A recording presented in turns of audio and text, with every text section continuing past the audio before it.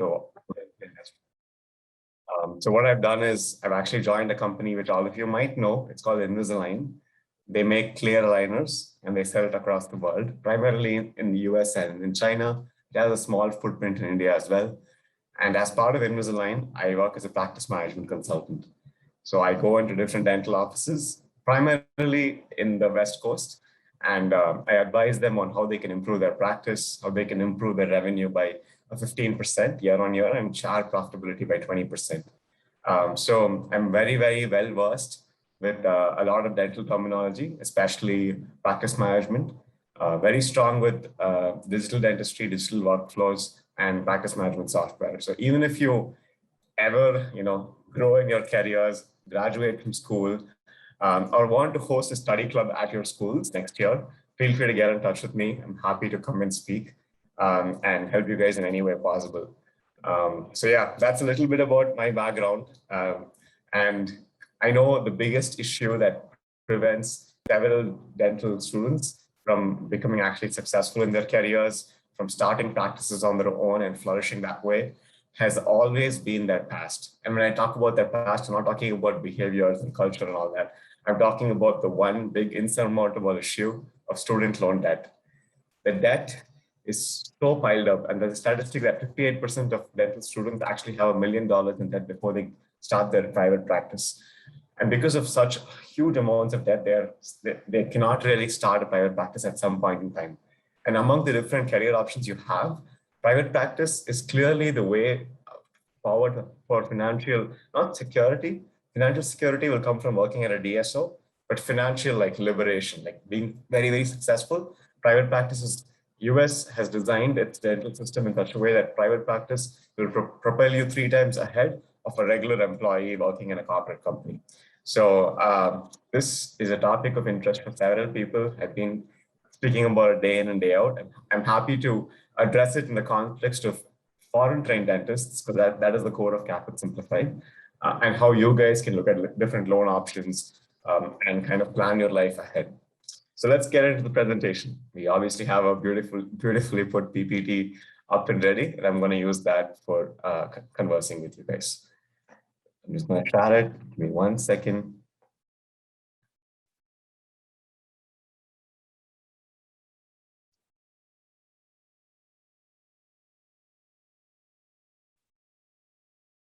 Yeah, by the way, I forgot. Thank you, Subramanian Asim, for unmuting and speaking in between. Anytime somebody wants to interrupt and ask questions, that's the best way we can actually make this productive for everyone. So please feel free to interrupt and ask questions. You don't have to wait till the end for question and answers. All right, education loans for foreign trained dentists. When you think you've already reached your destination, that's when another roadblock comes.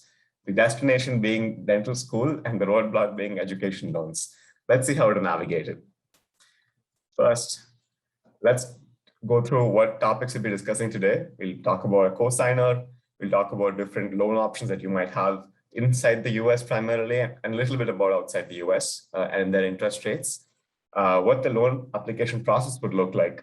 I've been through many of these application cycles, and the shortest application process actually takes less than 2 hours. You can sit in a cafe and get it done, but then there are also more bureaucratic systems where you have to wait several days with back and forth conversations. We'll do a small case study. We'll basically take an example of a sample dentist. I know who the dentist is, but we have changed the names for confidentiality's sake, and try to understand how she can negotiate or she can navigate her loan journey. We'll also look at repayment options, which is after you complete taking the loan, finish education, how do you start paying back and what capacity? And if there is any way to kind of reduce the per month money you're giving back to the installments you're giving back to the bank. That's called refinancing. We'll look at that as well. We'll discuss a little bit about tax credits. Education, as you know, is a priority for most governments, and therefore they reward people who take education loan to invest in themselves. And the way they kind of reward them is by giving them tax credits eventually in life, and then earning money for them to withhold more cash and pay it towards education loan.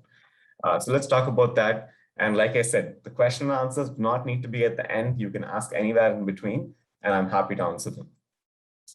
First, who's a cosigner? I think all of you guys know somebody who's willing to sign the agreement with you, your loan agreement with you, and is able to basically assure that based on their collateral and their wealth or their regular income, they're able to assure you that you would be eventually not defaulting on the loan. That's a cosigner. The fact that somebody else is giving assurances for your repayments means there's a psychological burden on them, right? If that you will not fail, that you will not perish. There is no other damage to a cosigner, like meaning they're not putting cash in the process. They're not investing anything. They're not losing money. In fact, their credit score will actually jump up by co-signing for you because they've invested in somebody else. So it's a really good win-win situation for anybody with a US permanent residence or a US citizenship to actually co-sign for you. So as long as you know anyone in the network, approach them, whether it's your cousin, family member, whether it's your friend of friend, whether it's your faculty member, whether it's your interviewer, anybody who you made a positive impact on during the process, or any distant relative you might know, reach out to them and basically talk about the value that they might receive if they trust you, right? It's a psychological burden. It's not a financial burden. It's actually a financial boost. So please go ask them. Who can actually qualify to be a cosigner? Anybody with a paycheck, right? Even somebody who's earning as low as $85,000 can actually qualify to be a cosigner, right? That's almost a monthly income of less than $2,500 maybe. So like that's the bare minimum. Typically, most immigrants in the country, especially people come from technical fields, are earning more than $120,000 a year. So even somebody who's gone into brand new into their MS program and they've graduated out of MS and they've probably have a green card, even they can sponsor you, right? So feel free to pitch yourself to someone, earn their trust, and basically give them the opportunity to become more financially successful just by trusting in you. Also, what are the odds for a cosigner to actually lose money? The odds are close to nil, meaning if I entrust a dentist and I co-sign for them, which I have, which I haven't because I'm not a green card holder, but if I entrust someone and I co-sign for them, what happens is I'm not going to lose anything at all. Why? Because the dentist or anybody in the dental industry in the US never goes bankrupt. And this is statistically proven that in terms of H-1B approval after you finish education, it's 100% rate. Have you heard of any dentist ever at all who's a foreign trained dentist who applied for the H-1B process and did not get picked in the visa lottery? No, because the H-1B lottery is not straightforward. It is skewed. It's skewed in favor of those who have highly technological professions and which are scarce in the US. Considering it being scarce, consider dentistry is highly technological, you will hardly have the chance to be not picked in the lottery, and therefore the risks of you not securing a job and eventually being able to pay back your loans is nil. So this is a fantastic psychological investment for anybody in the US with a green card or a citizenship. If I were a green card holder, I would be signing for multiple people because I really know the odds of failing for a dentist in the US, especially foreign trained dentist, it's close to none. With the immigrant mentality, the idea to survive and do really well, and the chance that this industry will propel itself forward and give a secure base for anybody who gets into it, it's a no-brainer. So use that message to convince anybody you meet as a co-signer. And like I said, you don't have to ask only a family member. You can even ask an interviewer and so on. So definitely tap into that resource. It'll reap great dividends for you. All right. Any question very quickly on co-signers before we move on?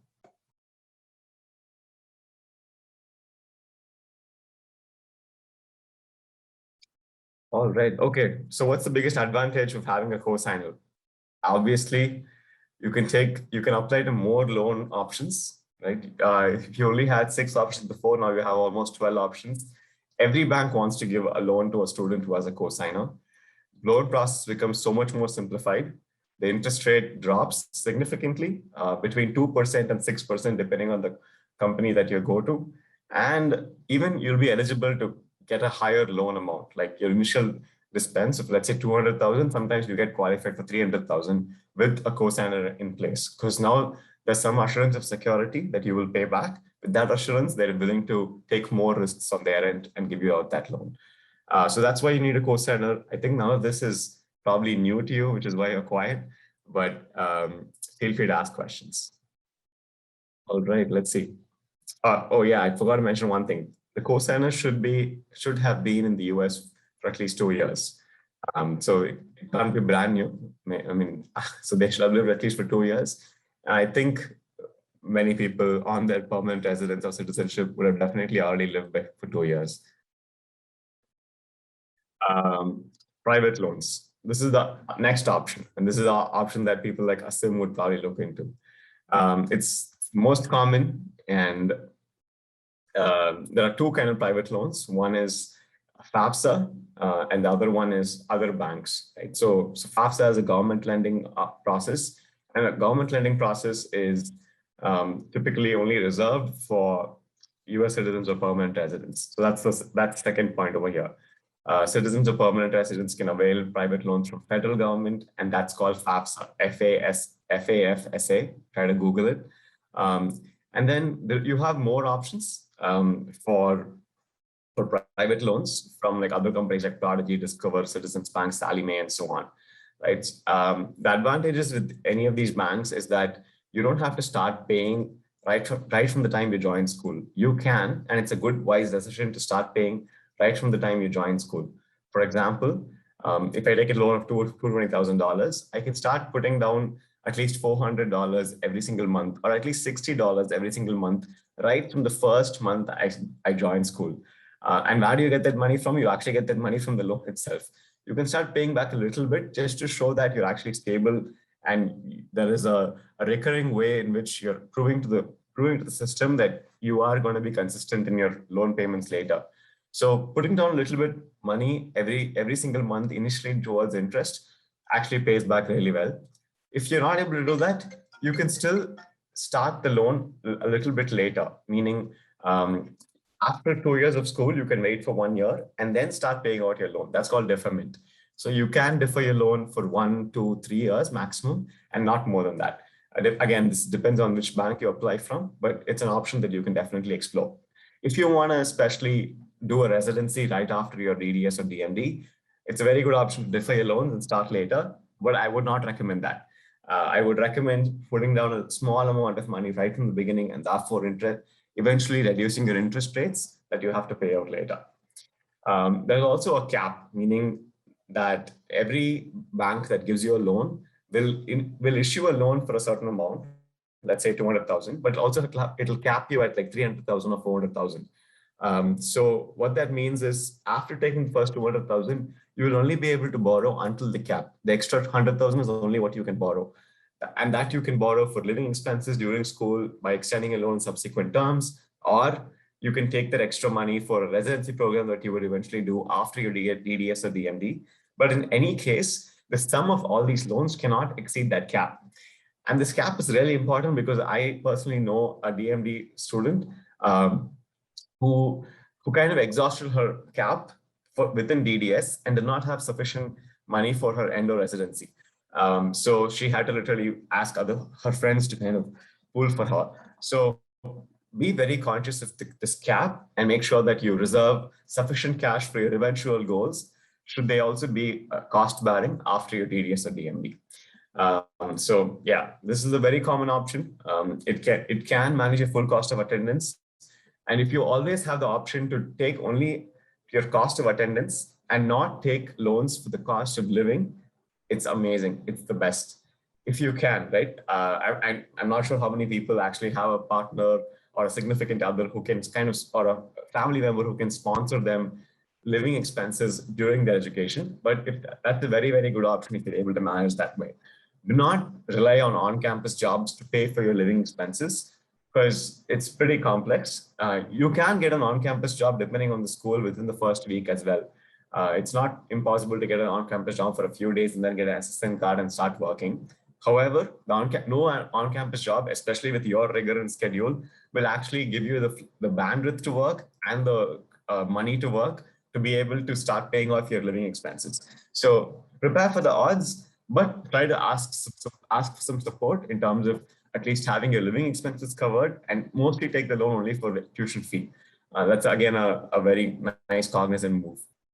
The way the loan is dispersed is this way, right? If the money comes from the bank, it doesn't come to us and then we give it to the school.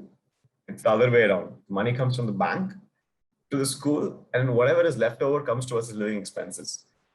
And that's a little tricky, right? Like the money doesn't come to us, meaning we're not in control of how much we want to pay from the loan versus how much we want to keep for ourselves. It goes to the school and the rest comes over to us. It's like a spillover effect. And because of the spillover, whatever you initially asked for living expenses is exactly what you get. You cannot put money towards, building your house somewhere else and kind of do all that stuff. I've seen people who do it successfully. Basically, they take the living expenses and use that to pay off their home loan interest rates, and eventually buy a home, rent it out to other dental students, and make money that way. Not getting into all that interesting stuff, but yeah, it's a spillover effect, right? So be cognizant of that. There are multiple different options to borrow these private loans. You have credit unions, banks, state agencies, and schools themselves in very, very rare cases. It can have a fixed rate or a variable interest rate. Let's discuss what both of these are. A fixed interest rate is during a repayment period, it will be fixed. So at the beginning, if they say it's 4.2%, they will fix that and keep it that way for the next 10 years or 15 years or whatever your repayment period is. A variable interest rate is that based on the score in London. I don't want to get into the specifics of it, but based on a score in London or based on the federal interest rate to be more specific, your overall interest rate will keep changing year on year. For example, currently, because of COVID pandemic and US government wanting to spur economic activity, they have really depressed their interest rates. They've really lowered their interest rates, meaning they've made it very easy for people to borrow. If a loan is 15% interest rate, I'm likely not to borrow. But if the same loan is available at 12%, I'm more likely to borrow. So US federal government traditionally has always lowered interest rate, and specifically during the pandemic, they've lowered it very, very, very low. So it's very cheap to get investment money. So everybody is like taking home loans, auto loans. I mean, the home prices are up, the auto prices are up because of chip deficiencies. But however, it's cheaper to borrow money and spend on these things. Similarly, education loans, the cost has gone down, and you can reap the benefits of such a variable, such a fluctuation in federal rates only if you opt for the variable interest rate option. So it is a good choice. I would recommend variable interest rate, but some people, especially borrowing loans right now, thanks to the pandemic, the interest rates are already low. So it's very good to lock in a fixed interest rate and be secure about it. So yeah, it's up to you, whatever you feel secure about. I would personally recommend the variable interest rate because all governments at every point in time has to typically reduce interest rates. That's always been the trend. That's how they spur economic activity whenever, especially when there is a change in regime, especially when there's an election that comes up, they will all reduce interest rates to attract more businessmen to kind of sponsor the money. So variable is my recommendation. However, if you feel psychologically safe, taking a fixed interest rate, especially considering the incentives that come during the pandemic, go ahead and take that up. Interest rate that you receive from the bank is obviously on a variable spectrum. The spectrum will depend a lot more on how much of an assurance you can give the bank in terms of your repayment ability. So if your credit score is high, you'll get a lower interest rate. If your cosigner's credit score is high, you'll get a lower interest rate. If your cosigner's assets, net worth, or W2 or income statement is higher, you will get a lower interest rate. If your cosigner's duration of stay in the US is very, very high, you'll get a lower interest rate. So basically, on that spectrum of interest rates, whichever factors signal that there is more assurance, that there's more predictability in you not deferring your loan or you not being delinquent in your loan, based on that, your interest rate keeps dropping. I see somebody go on unmute. Do you have a question? All right. Cool. You may be able to write off some interest rate payments, eventually student debt on taxable income. This is more specific to the federal loans than private loans, but it's an option that you can discuss with your loan provider on the first call. So many people, even H-1B students, can actually, by continuing on their F1 visa for 3 years on their OPT, I mean, dentistry is only 1 year OPT, but during that period, they can actually get considerable tax savings because they're on a student loan. And after they get employment, they can use the student loan, especially if it's borrowed, if it's money borrowed in the US, they can use the student loan to defer their interest that they're paying year on year out of income taxes. So these are options that you should be discussing with your loan provider. What are my eventual savings in terms of taxes by going with your bank? So even if you have to go with a local bank, which is a US bank versus a bank abroad, try to go with the US bank because you'll be earning US dollars and you can offset that US dollars with by getting tax rebates. So try to evaluate that as well. The last one, the loan has to meet certain eligibility requirements for student loan pay. Interest reduction to apply. I think it's supposed to be the person, the applicant has to meet certain eligibility requirements. It's not the loan. So for example, the applicant should be from certain states, the applicant must be from certain countries, or the applicant must be from of certain visa qualifications. Sometimes the eligibility requirement will be which school you've got an admit from. So depending on these multiple criteria, each bank has a different algorithm that kind of eliminates you. We have actually developed a tool for this where you can put all your information and it will automatically spit out which banks are going to give you a loan and predictably what interest rate. So you can use that tool as well, even before you go and speak with different banks. Yeah.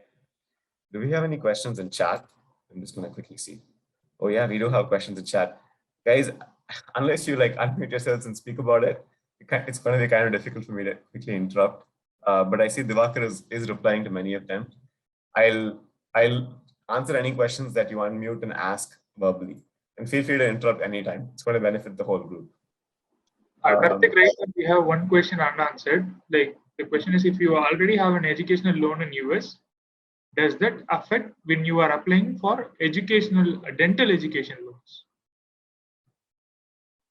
Yes, it will affect. So basically, the same bank that you want to go back to, let's say Sally Mae, might now object to giving you a more loan because of the cap.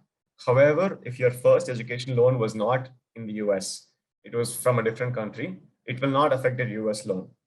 So having like, let's say one loan from Iraq and one loan from the US is not going to impact one another.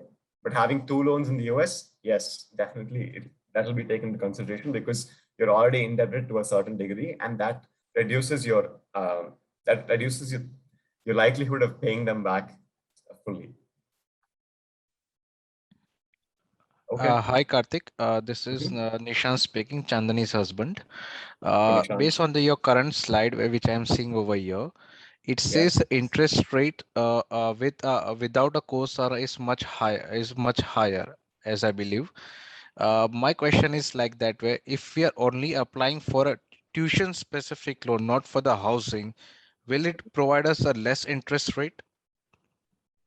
If we want the student loan just for the tuition amount, not for the living expenses or food on like that way.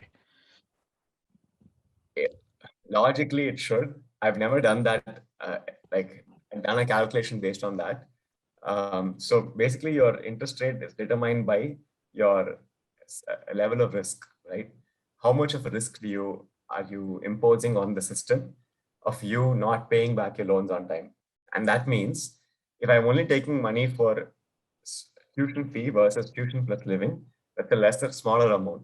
And that means lesser risk for the bank to lend that amount to you.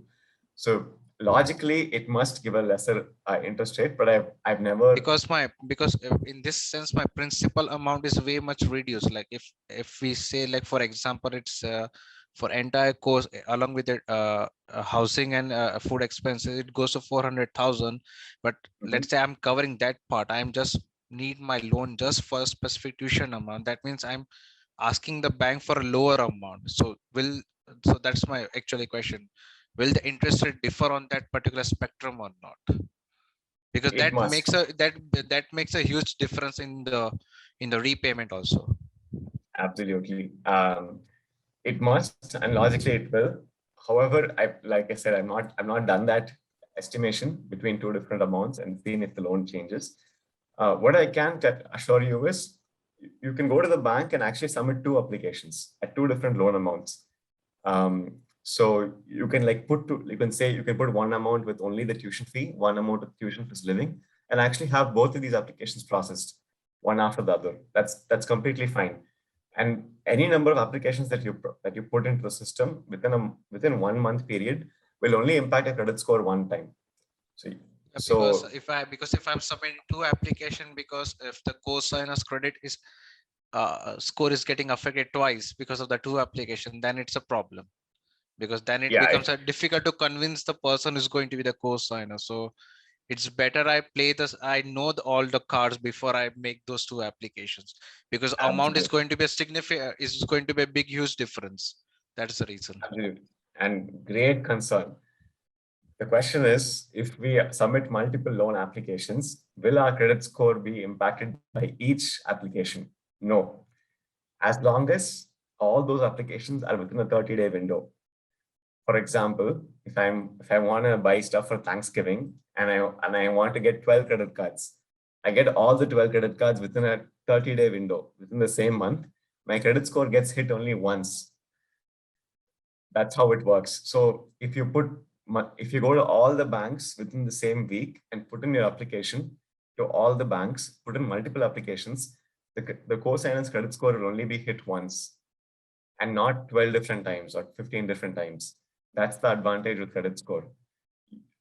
It's about a time window. It's not about, and outside the time window, if you again apply for a different loan, you'll again obviously have an impact. So you can definitely 100% go and put multiple applications, shop around with your cosigner, giving them the knowledge that you will get the process done within a month's time and not actually affect them in any negative way. So please do that. So it's a fantastic option, and I've not done it personally. So yeah. Okay, thank you. Yeah. So yeah, I'm sorry I couldn't answer your question fully, but this is the good thing is it's not going to affect your cosigner, and logically it must have a lesser interest rate. Okay, thank you. Sure. Hey Karthik, this is Tarun and Leena here. Hey Tarun. Hey, so I got 3 questions. The first one is, how do I know how much is the cap on my loan? And let's say Leena uses all her loan, the cap on the loan in the DDS program. If she wants to apply for residency, if she picks a different cosigner, does she get approval for a different loan, or is it on the candidate, the loan cap? Oh, okay. Great question, Tarun. Yeah. Is the loan cap based on the cosigner or the applicant? I'm making a guess here. I believe it's on the applicant, not the cosigner. Okay. This is unverified. But your first question, if you've exceeded the loan cap, how do we take a second loan, right? No, first one is, how do I know how much the cap is? Will the bank let me know, or how do I know? Yeah. Yes. So when you ask the bank person, for the health savings financial account, whatever HSFA, whatever the loan name is, ask them what is the cap on that. That is a fixed amount. Okay. So you can definitely ask them proactively and tell them to give you the cap even before you put the application in. Okay. Yeah, at least I know Citizens Bank has been really proactive in mentioning that. Discover has too, but you have to give them a call and ask them. In my experience, Sally May has not been very transparent about it. Okay. So basically, when you apply, for Buffalo, there are 3 separate loans, right? So when you apply for the first loan itself, you ask them what is the cap on my loan. So in that way, Exactly. you know, yeah. Okay. The second one is Buffalo has a summer program, right? So you will be applying for the first 2 loans within a 6-month period. So is it recommended to apply for both the loans at the same time, or like do it separately? Come again? Sorry. So Buffalo has a summer program, right? So between the funds being dispersed to the schools for the summer program and the first year, it's only 6 months apart. So in a case like this, a scenario like this, should I apply for both loans at the same time or do it at 2 separate times? Yes, apply for both loans at the same time and keep 2 different disbursement rates. Dates. So eventually the school has to send a letter to the bank requesting that cash. Until that time, the loan doesn't technically get started. But you can apply early, get qualified for the loan, and just defer the date up to when the school actually asks for it. Okay. All right. Thank you. That's all. Well, I should also tell that Tarun and Leena are very much part of the Caapid Simplified team. If you know Leena Garg, she's the face of Caapid Simplified on YouTube. So thank you for your questions. It means a lot. All right. You're welcome. So any other questions? Cool. So yeah. In the previous just few minutes, you just said that once the student has completed their dentistry, they can get the H1B. But now H1B is heavily tied with the employer. And you said if you go with a private practice, the amount that you be getting, it will be 3 times. So because will this impact in the refinancing? Because since initially we are on F1, then we go to H1B, but H1B is heavily tied with the employer, and most of the employers are other corporate companies. But because in that way, the amount that you income is not that much as you get in your private practice. So will that affect the say repayment with the bank heavily? Okay. Now let's divide these questions. One is employment, right? What are my employment choices and how much will they pay? So we have a slide on that. We'll come to that in a bit. The other one is, depending on how much I'm earning, will I struggle with my repayments? I think that's a lot. It's just a very common sense question. You know, the more you take in monthly take home, it's going to be easier for you to relieve your loans. Alternatively, what you can do is, if you're, let's say, earning lesser salary, you're only starting at $120,000, which is not the case always. But if you start at a very low salary, you can make your loan, extend your loan over a longer duration. Rather than trying to pay it back in 5 years, you can extend it to 10 years, and you will be able to pay back for sure. If you're able to live off your partner and put all your life savings or all your income only towards the loan and nothing else, you'll be able to pay back the loan in almost 2.5 years, like at that speed, right? Assuming you're earning $120,000 and paying $40,000 in taxes, you have $80,000 in saving. And if your loan is $220,000, technically in 2.5 years, you can finish off paying the loan and then start your life afresh.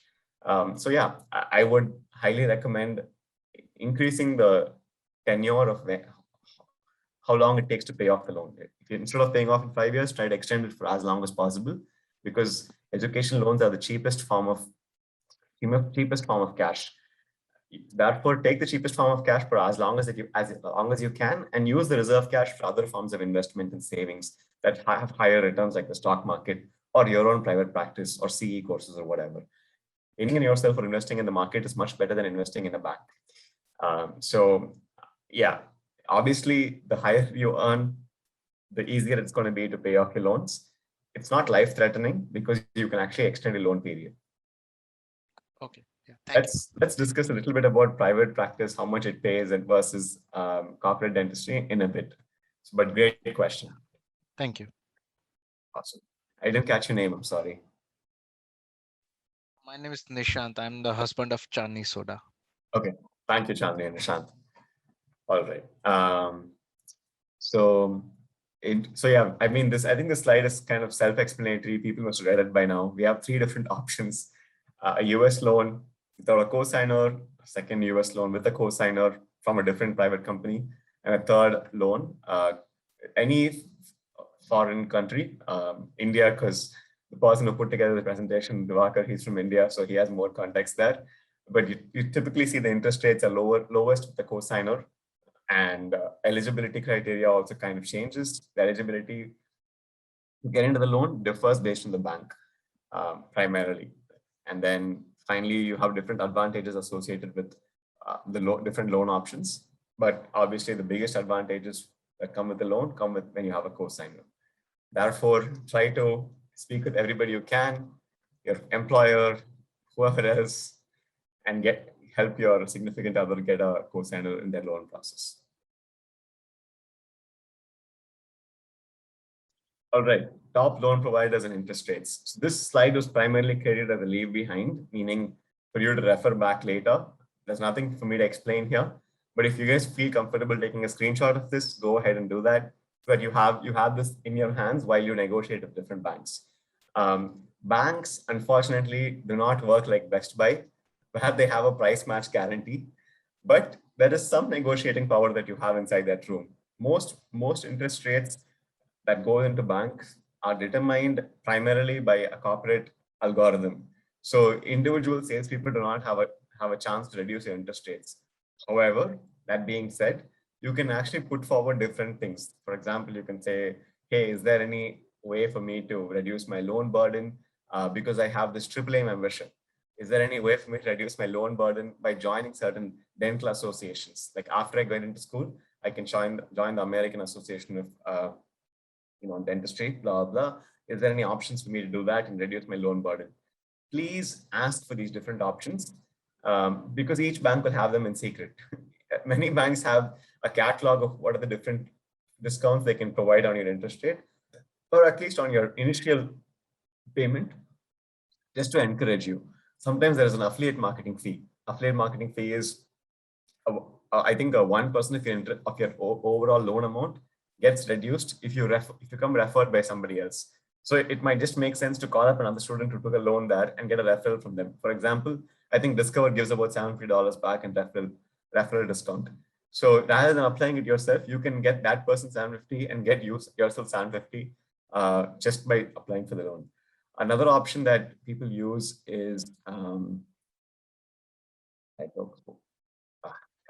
of skip my mind all of a sudden. But there are different ways that you can actually save just by talking to the customer support executive about their loan options, and try to do that, right? We would negotiate if we can bring down our financial burden. So go ahead and do that. On here, you see different options. And Prodigy, Discover, and Empower are the three banks that actually Prodigy and Empower do not require a cosigner, but they can also you can also get a loan from them with a cosigner for a lower interest rate. So the first line is pretty wrong. You can get a loan from Discover without a cosigner, but also Empower and Prodigy are possible. These interest rates on this chart is kind of dated, meaning it's about 1 year old.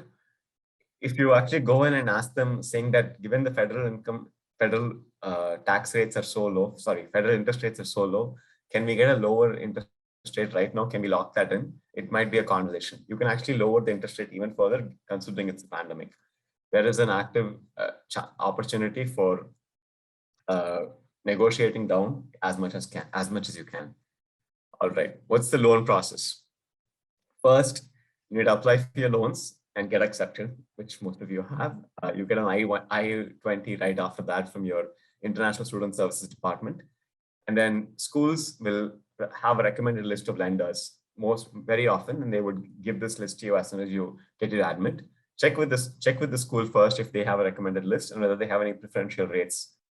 Next, choose the lender that you believe has the best interest rate. But like I said, any number of negotiations within the same month will not impact your credit score. So typically, I would keep these negotiations closer to when school starts because the disbursement process is pretty straightforward in the US, not in India. The process can happen in person, online, or over the phone. I know people who have got their loan approved just by chatting with the customer support executive, not even calling. So it's that straightforward. It's pretty simple. The best platform I've recognized is Discover, and the worst platform I've recognized is SallyMe. Again, these are all US. In India, because I have some context there, Punjab National Bank is pretty straightforward with a low interest rate versus SBI. Oh my God, it's a pain. If you want to go to SBI, you probably want to go through a third-party company like Gyandan, which will help you with the customer support process, the onboarding process. And then you can take care, once you apply for the loan, the school financial office will themselves start coordinating the loan office. There's not a lot of work from your end. Like the logistical work from your end for having the money actually being transferred from bank to school is very minimal. Banks will contact the cosigner and complete the application form. The cosigner will basically get an email which they have to fill out. It's all online, very straightforward. They will run a credit check to confirm eligibility. The key point we discussed is the credit only gets impacted once in a 30-day rotating window. All right. Banks will pay the money in installments to the school. So how does this bank interact with the school? Every school will only invoice the bank, basically charge the bank for one academic cycle. So if your program is 2 years, that means you have to apply for 2 different loans. If your program is 2.5 years, you're technically applying for 3 different loans, one loan after the other, which is what Tarun's question was. Buffalo being 2.5 years, how many loans should we apply? So how they what is 1 year? In their 1 year is not from January to December. It's from fall, which is I think July or August, to spring. So fall to spring and summer is 1 year. Fall, spring, summer is 1 year. Next time, fall, spring, summer is 1 year. So if your course starts sooner than that in summer semester, you have to take one short loan only for summer, which is the case with many schools. So you'll take one short loan, and again fall, spring, summer, fall, spring, summer. So typically between 2 and 3 loans you'll be applying. And when these loans, the date comes, the school will invoice the bank and the bank will transfer funds over to the school. And that's what happens. Again, these processes you needn't worry too much about, but you'll have to make sure that every time this disbursement happens, the credit score of the cosigner is up and running, right? It should not drop between 1 year and another year, and then you may not be eligible for another loan. However, the interest rate does not change during that phase. The whole process can take between a few hours and 4 days if this is in the US. Cool. Also, yeah, great point. I forgot to mention, you can borrow money from different banks for the same time. Like you can take a loan for 1 year from one bank, another year from different bank. And you can also like bundle different loans from different banks within the same academic year. These things are something that you'd have to stick to your International Student Services or Financial Office and the bank. Recommendation not to complicate yourself that way. Just have one bank of choice and go with that the entire term. All right. Case study. Dr. Maya is an international dentist from India. She received an admit in the University of Buffalo. She neither has US citizenship nor a cosigner. As if that's negative, that's not. She needs about $104,000 as tuition fee and an additional $20,000 for covering the living expenses for her first year in the state of New York. I think there's only 2 schools in New York State. So you're probably making the guesses already. It's probably NYU or it's Buffalo, or maybe it's Columbia too. That's also New York State. She is stuck. She has no idea how to get the loan. So dramatic. Let's find how to help her. So for her school fee is going to probably range between $120,000 and $400,000. Okay, actually, I think the click here is supposed to take you somewhere. We'll send you this presentation to show. Devakar, can you explain what happens here? I'm sorry. Yeah. Sorry. So once you click on the hyperlink, it will be leading you to a loan calculator tool where we'll be like giving a short explanation of how our tool works. Awesome, cool, great. Do you mind, Devakar, posting the link for that, whatever click here takes you to, on the chat so that people can play around with it as we speak on the webinar? Yeah, sure.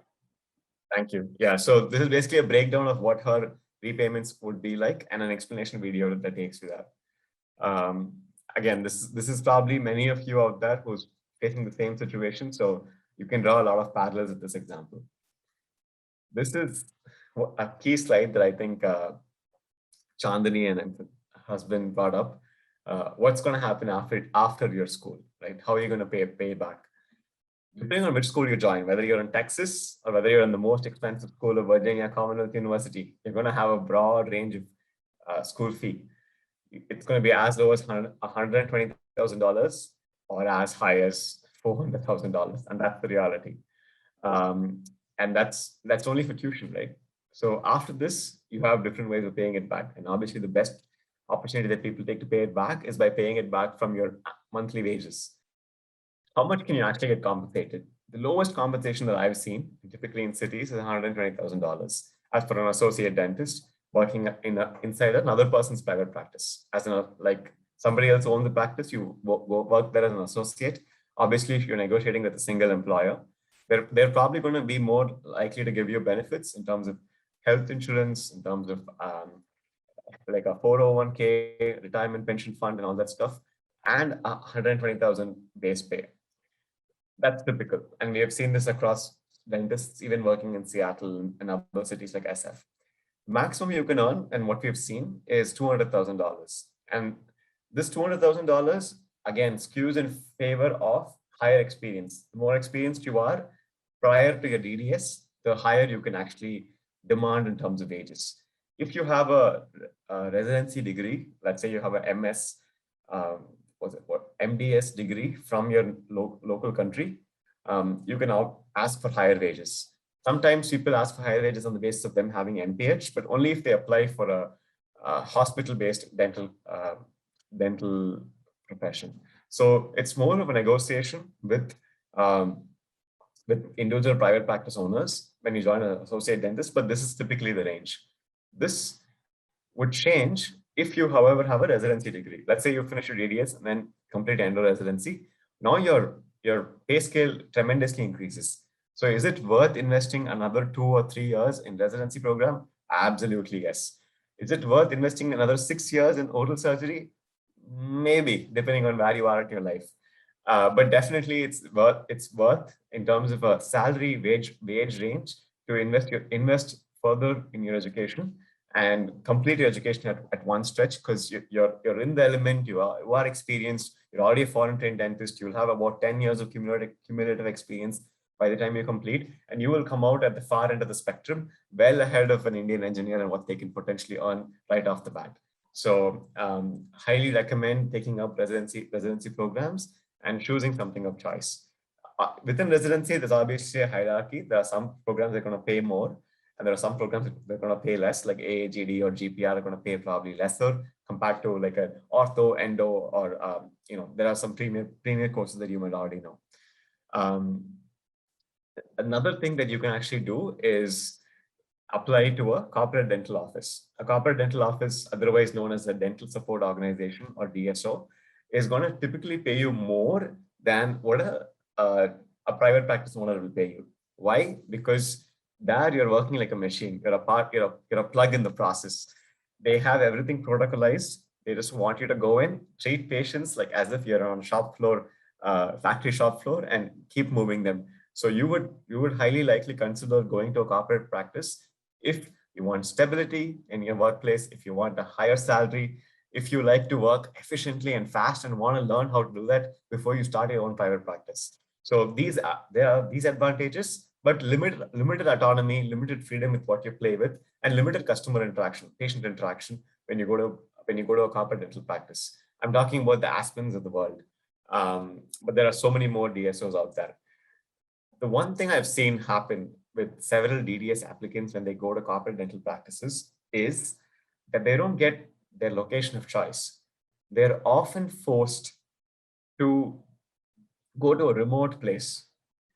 And how do they convince a foreign trained dentist to go to a remote place like, I don't know, Albany, New York, and stay there?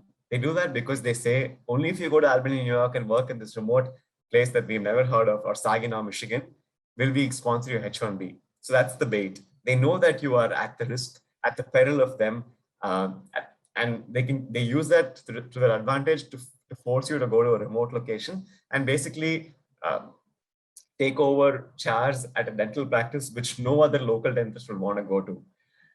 For many immigrant dentists, this is a big problem. Why is it a problem? Because their significant other, if they are married at that point, or if they're in a relationship of any other sort, their significant other is predominantly working closer to a city where there's a lot of employment opportunities. Let's say New York City, let's say Detroit, let's say San Francisco, and for them to be taken away from their significant other and having to work in a remote area is a bit of a problem. For several dentists who are the breadwinners of the family, it's easy for them to migrate to a village in the US and work over there, because now your cost of living goes down, your living expenses goes down, your school education for children are anyways free, and it's a win-win situation for them. So you might want to consider going for a job also based on your family situation. If you're going to be fully independent, or if you're going to be the breadwinner for your family, it's probably a good decision to go to a corporate dental practice, make a lot of wages, spend very few wages, and have the benefits of living in a village, like the peace of life and all that. Whereas if you want to be with significant other, obviously in close proximity to a city, it's not very easy to get into a corporate dental practice there. They would reserve those spots. Let's say Aspen Dental in Seattle would reserve its spots for the locals and attracting them before they reserve spots for anybody else. This is not the case with people who come from Canada, because Canada is a special connection, especially with the Pacific Northwest, right below Toronto in Buffalo and right below Vancouver in Seattle. There are preferences given to people with a Canadian citizenship or Canadian PR. So try to leverage that in looking for DSOs in those locations. Specific to Buffalo, there's one very interesting thing. It's one among the very few schools that allow students to work. Oh, no, this is a residency program. I'm confusing things. But yeah, so I told you the difference between, on the high end of the spectrum, you have corporate dental practices forcing you to go to rural areas. On the low end of the spectrum, you have private dental practices, which gives you lots of other real benefits, but pays you a little lower in a location of your preference. And all of this changes if you have a residency degree. You get paid a much higher base pay right off the bat. And depending on your negotiation, you can actually increase a significant bonus. The best of all, it's private practice. Why? Because you are in complete control of your finances. A typical dental practice takes between 28% and 40% in profits at the end of each year. And playing it smart, you can actually show your total profits total profits to be zero by giving away a salary for yourself and your significant other, your children, and all that things. You can also rent your own dental space to yourself for $4,000 each year and take rental income without paying taxes on that. So there are several such loopholes that you can, not loopholes, whatever. You can gamify the system with a good CPA and actually take all the benefits of being a private business owner. For many of you people who've actually owned a dental practice back in India, imagine all those gains without the pain. That's how it's going to be when you start a private practice in the US. It's a no-brainer. There are very, very good systems in play. There's very good support systems that will help you quickly make an impact. As long as you find a place that has a demographic that relates with you, as long as you find a HSPA, a healthcare service, a healthcare professional shortage area, a HPSA, you will be in great demand and you will get easy patient flow into your practice without doing any additional effort. If you go one step further and have about 11 to 12% of all your patients to be Medicare or Medicaid patients, even better, right? So Medicare, Medicaid is sending patients your way, and you don't have to even invest a single dollar in marketing on them. Next, tie up with Blue Cross Blue Shield, Anthem, or any other Kaiser Permanente kind of insurance companies. They're going to send a truckload of patients your way. After that, kind of amplify yourself among your local demographic people. If you're Iranian, speak to all the Iranians, Persian-speaking community in your region, and they're going to have patients sending their way, because people with not connected treatment, people connect with people, and they'll have patients coming your way. So private practice, anytime, it's the best tool for financial success, and I would highly recommend it. Your estimated living expenses during all of this time can be between, at the low end of the range, $1,500. I mean, I was a student, I was paying even lower than that, but I mean, I know that it's kind of improbable to live below that. And the maximum is $3,000. Well, if you own a BMW right at school, you're probably paying $1,000 in the monthly loans on that. So your monthly expenses will be higher. Try to play frugal when you're a student, do not overspend, try to live off other people's money as much as possible. Eventually, you're going to make a lot of money in dentistry in the US. US is a lot more favorable towards protecting a dentist's interests and lobbying for them. Like in several states, especially like in the Pacific Southwest, the lobbying group for dentistry is much stronger than the lobbying group for tobacco, alcohol, and marijuana. Can you imagine? That's how strong the lobbying groups are. So they're going to lobby in your interest to make sure that your jobs are preserved. The only threat I see in the near future for dentists is that, especially in states like California, that they're trying to release a law which is going to let people, even without a dental degree, start performing dental treatments like a hygienist would do, right? Now, hygienists can run their own practice. Similarly, people, it's called, I'm not able to remember the name of the law, but it's going to allow people with just a brand new college degree start doing dental limited treatments in several cases, like whitening, like cosmetic dentistry, and so on, without having to have them go to a general dentist, a GP. So that might be a threat, but apart from that threat, I know the system is in favor of you guys. So play frugal while you're a student, and then kind of live the life right after. Any questions here? I know this is a big slide and a lot of content to digest. We have a question from Divya Karthik. Like, what are the loan options for a person on EAD? What are the loan options for a person on EAD? I mean, it doesn't matter which visa you are on, as long as you're not a green card holder or citizen. So for example, people have EAD on two cases, right? They have an open I-485 application and they have an EAD from that, or they're on a H4 based EAD, or they have an EAD based on some other team. Like for example, you would have finished your F1 and F1 OPT, you have your EAD. No matter what the case is, as long as you don't have your green card or your citizenship, you're pretty much like the rest of the pool. You'll have to wait for a cosigner, or you'll have to apply without a cosigner. So just having an EAD does not give you any benefits in terms of which loans you can access or what interest rates you can access. Any other questions?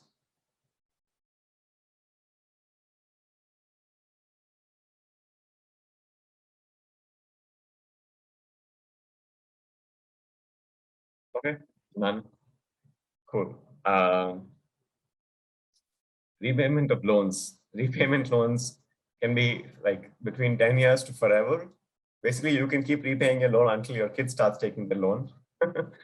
And the longer you pay it over, the much better financially. It's a wise decision, right? It's called leveraging money. Take money from where it's cheap and use the money for where it's going to return higher costs. But don't take money from where it's cheap and keep spending it on where it's expensive. Invest somewhere else where it's going to give you more returns. You can have a full deferral. You can start paying interest only at the very beginning, which is a very, very good choice. And then you start paying immediate repayment. What that means is, rather than paying only the interest at the beginning, you pay some portion of interest plus principal right from the beginning. Most loans, the way they work is, if you're borrowing $100,000 in interest, in principal, and after the $100,000 you start paying interest, first they make you pay off all the interest, and then they start making you pay off all the principal.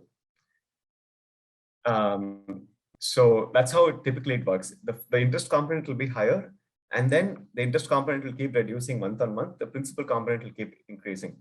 So if you're going to put more cash at the very beginning and try to finish off your loan, you're essentially only cutting off the interest rates. You're not going to cut off the underlying principal, which is the reason why the interest is so high.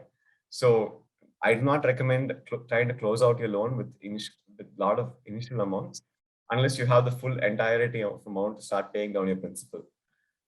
That's the way it's structured. It's kind of tricky, right? Like ideally you would want to start paying down your principal initially so that your eventual interest comes down, but you start paying down your interest, which is based on a projected idea of how much your interest would be over a certain tenure of time. So yeah. Refinancing. it's a amazing option. There is this saying which says, and you borrow from Jack to pay off Joe, and they say don't do that. Don't borrow from one person to pay off another person. However, refinancing loans does exactly that. You borrow from Jack to pay off Joe, but Jack gives you the loan at a much lower rate than Joe would give you. This is typical from all across the world. Several big businessmen do this. They keep accumulating loans from small companies. The interest rate is high. Then they take a mega loan from one large company and pay off all these small loans. The mega loan is at a much smaller interest rate. Even you might have received so many envelopes in your houses if you're in the US that say, hey, we have credit card repayment financing policies that basically say they'll bundle all your credit card debt, which is at 26% interest, and give you one final loan, which is at 6.5% interest. So refinancing is very common, and it's a very, very powerful tool. The only catch is many US refinancing companies only help you refinance US-based loans. So if you, let's say, get a refinancing loan from Sallie Mae or from some other lending point or something, they will only refinance an education loan taken in the US. The only company I know that refinances foreign education loans is STILT, S-T-I-L-T. So STILT, what they do is they're basically run by a bunch of foreign nationals sitting in the Bay Area. They give you a personal loan, right? So they give you a personal loan in the US that you can use to refinance your education loan back in whichever country you're from, depending on what the interest rate is. And their personal loan comes at 11% interest rate. Most foreign loans are higher than 11% interest rate, especially from developing nations. So it might be a good option to kind of offset that. The disadvantage here is one is a personal loan, one is an education loan. So the benefits of an education loan is tax rebate. You will not receive that if you refinance at STILT. But I know a lot of people who used STILT and saved considerable amount of money. Right. Okay, I'm not going to go into the FAQs here on refinancing a loan, but I'll just keep it on this slide for you guys to refer back later. Like I said, this deck will be shared for the few of you who attended this webinar, and also Devakar must have posted the link to that case study that you can access. I'm probably going to break for Q&A right now, and I'm just walking through the slide to show you what else we have in here. We're kind of at time, so I'll break for Q&A very quickly, and you can refer back to these at any point in time. Any questions, and we'll appreciate if anybody can also come on video or share some feedback at this point.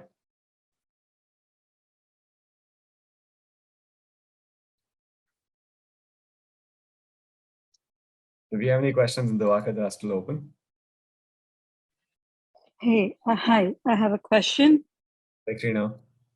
First of all, thank you so much for a wonderful webinar. I joined in late, but I was happy that I could join. My question is what options we have without a cosigner? I think Prodigy, right? And Empower? Yeah, Prodigy and Empower. I've also known some people who received a Discover loan without a cosigner, but that's very rare. Prodigy and Empower will be your first choices. And you know what will be their approx interest rate? Yeah, we had a slide on that. We'll share that with you right after. Also, there's a loan calculator tool we have on our website, which gives you the approximate interest rate. Okay, sounds good. And yeah, and my recommendation. Yeah, my Uh-huh. recommendation is open all these websites, go to the chatbot, and apply for them within the same 1 month window when you're applying. So use the chatbot first. It will spit out a number, a rough range, and then after that, call up all the customer support executives or go to the banks in person and start negotiating with them. But do it all within a 1 month window. Okay, and all this are US-based companies, right? Prodigy, and they are reliable, right? Yeah, I mean, I think anybody who lends is reliable. Anybody who borrows is really unreliable. Yeah, I got it. Actually, I'm a student right now at Pacific, and I was right now till we were able to pay for 6 months, but then my cosigner backed off from signing, and now I realize that I should have had many options. People do back off, so this is my advice to everyone who wants a cosigner: just have many options available. So yeah, I'm just looking for now without a cosigner options. Thank you for sharing that. That's definitely not something that I would have told on my own. Yeah, thank you. Thanks, Dana. Any other questions, guys? We have 2 questions in the chat box. Okay, can we take a loan for 6 months and then go on like that? Or is it advisable to take loan for 1 year and then for the second year? I don't get your question, Apurva. Can you kind of articulate it? Yes, hi Karthik. Thank you so much for conducting this session. Yeah. So I want to ask that, like you said, we have to take loan for first year of our graduation and then second year of our graduation during school, right? So can we take for first year, like for the first 6 months and then for another 6 months, or do we need to take loan for the entire 1 year of our schooling together? So yeah, you are not in control of how long that tenure of the loan is. It is always for 1 academic year. Oh, okay. Okay, good to know. Yeah. So thank you. So if your academic year starts in fall, you will have to borrow for fall and spring and summer together. If your academic year starts in spring, you'll be borrowing for spring and summer. If your academic year starts in summer, it's only you'll borrow for summer. So basically, fall to summer is 1 academic year, and you are forced to borrow for 1 academic year. Okay, so like I got into USC and my school starts in summer. So will I be getting from summer to summer? No, you'll be getting 1 loan only for summer, and then you'll get a second loan from fall, spring, summer, and a third loan for the second year, fall, spring. Oh, okay. Okay. Okay. Thank you. Yeah, welcome. Hey, Karthik, Tarun again. So I'm not sure if I heard this right. So you said if you refinance your loan, you won't be eligible for tax rebate when you file taxes. Is that what you said? If you are refinancing from the US an Indian education loan, you get it right. Then you are not eligible for tax rebates. The reason is that all the refinancing companies that refinance a foreign education loan, the way they disperse the money is as if it's a personal loan, as if you're borrowing the money to buy a car. Got it. So Got because it. And personal loans do not receive tax rebates. Okay, I missed the India part. So you said you would highly recommend the variable option, right? So let's say I start with the variable option. In a couple of years, the interest rates shoot up on the variable option. So at that point, I can always refinance and go for a fixed loan, right? I can refinance at any point.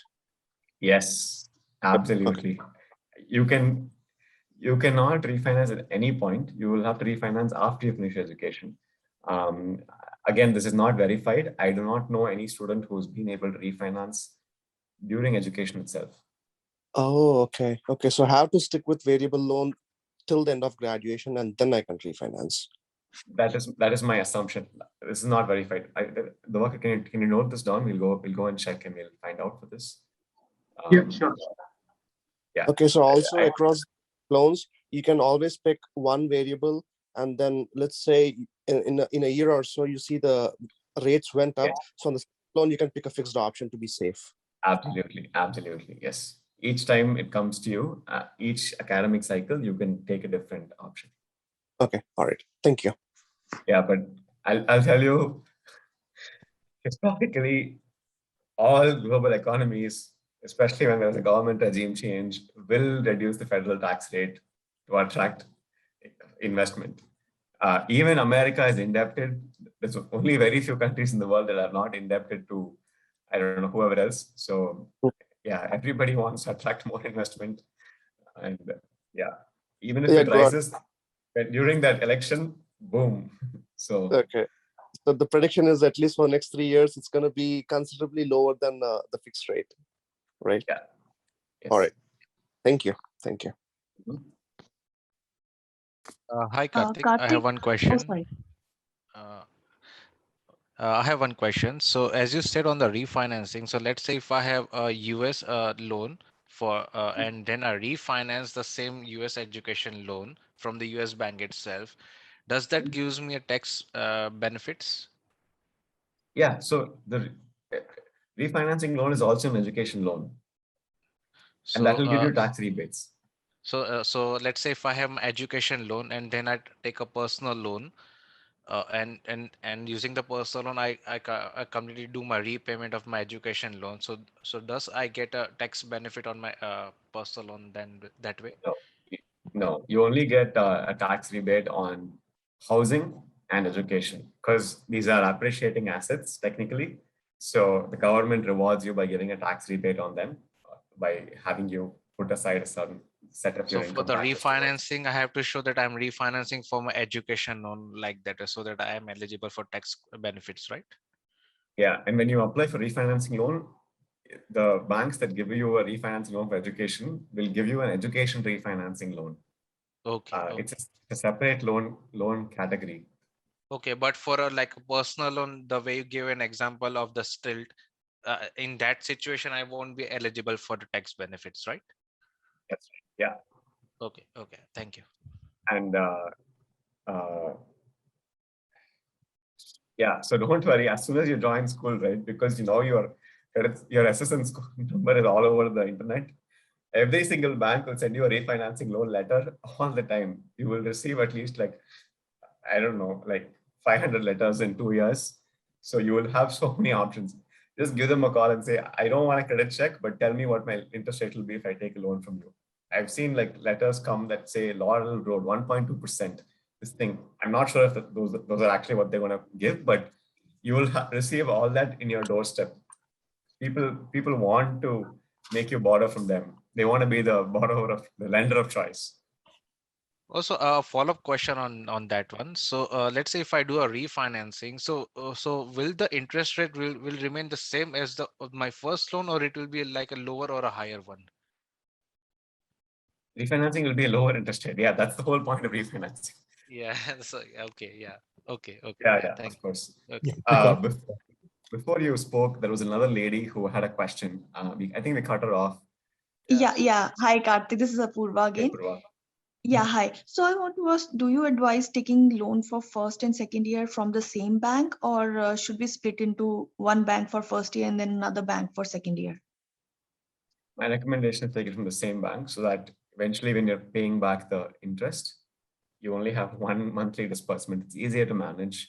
Okay. And also easier to refinance later. Don't complicate it for yourself by taking from two different banks. Okay, thank you. Also, there is one thing I forgot to mention earlier in the presentation. Depending on your, like I told you about discounts, right? There's one discount for academic GPA. So some banks, if you maintain a high GPA above 3.0, which is easy for immigrant dentists, they will give you a 1% of your loan as a cashback. That's significant, right? So Yeah, sure. Yeah. Thank you for mentioning. No problem. Try to avail that and study well. Yeah. Sorry. Here's another question. Yeah, Karthik. So let's say we start refinancing our loans. Are we technically free our cosigners then? Yes, because on your refinancing loan, you can take that on the basis of your W-2, meaning your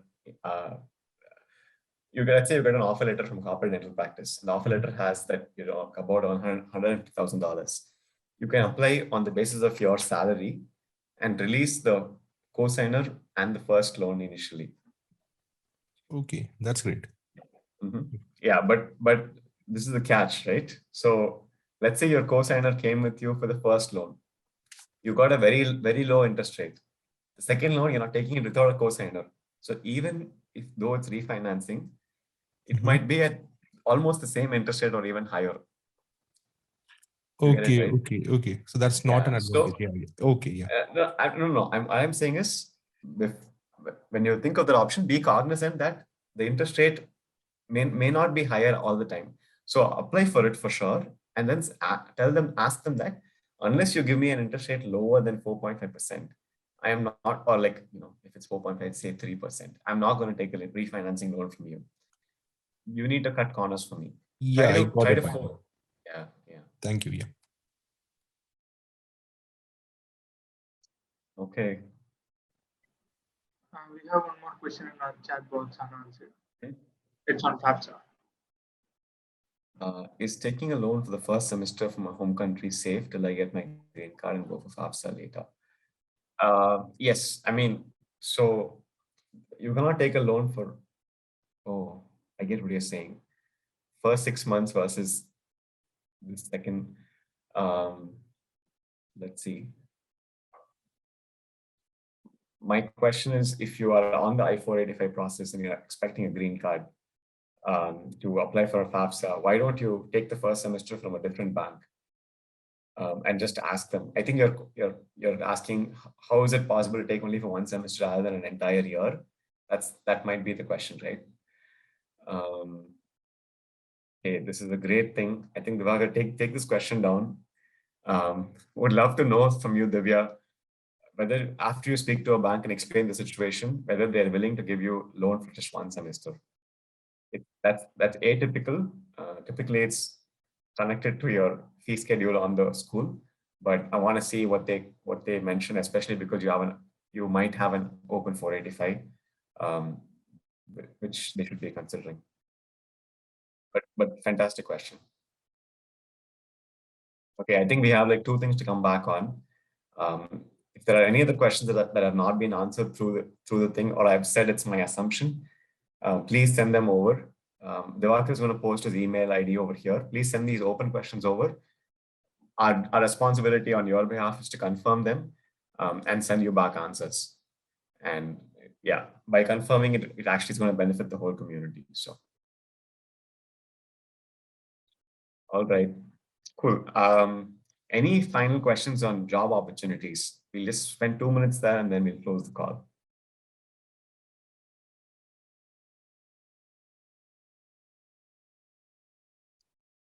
Okay, cool.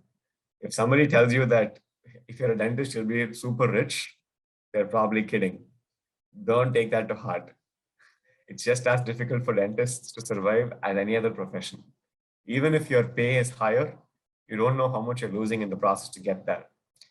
Everybody looks at the paycheck of a dentist. Nobody looks at their past, their loan burden. But you guys should remember that it is that loan burden, that risk of having studied for 10 years, having taken up so much debt, is what's actually giving you that paycheck later. So remind yourselves to be, have humility about it and not think that this is complete financial liberation. It's going to be just an equally hard task for you to get over your past and move on to your future. So with that commitment, I'll let you all go. And thank you so much for joining this webinar. It's been a pleasure for me on a Sunday morning, and hopefully a pleasure for you from all across the world. Bye, guys. Yeah, thank you. Wonderful presentation. Before dropping, it will be great if everyone can come on camera and show your beautiful smiling faces. Yeah, we'll just take a quick picture, if you don't mind. Yeah, exactly.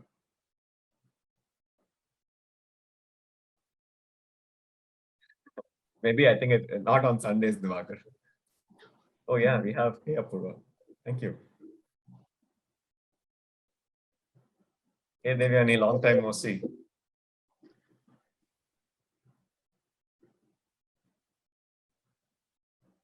Devyani, I said long time no see.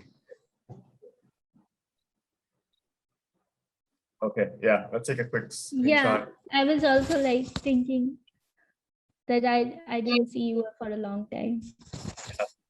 I'm very much here, don't worry. Everyone smile.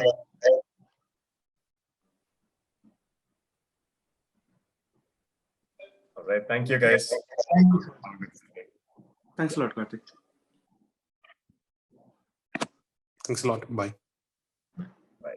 Thanks, Karthik. Bye-bye.